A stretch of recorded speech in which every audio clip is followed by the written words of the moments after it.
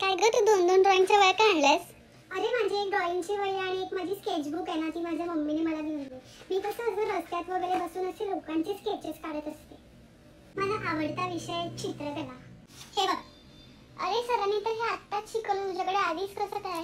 अरे जाधव सरांचे रविवारी असतात ना ड्रॉइंगचे क्लासेस, तिथे मम्मी मला पाठवते. तिथे त्यांनी शिकवलं असं ते कानात घालायच्या कापसाने असं असं असं करायचं. अरे तू काय करतेस?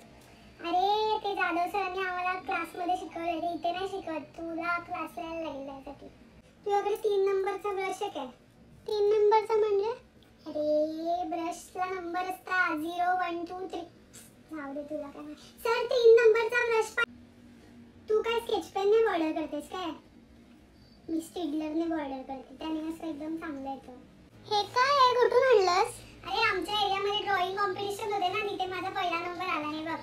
वाह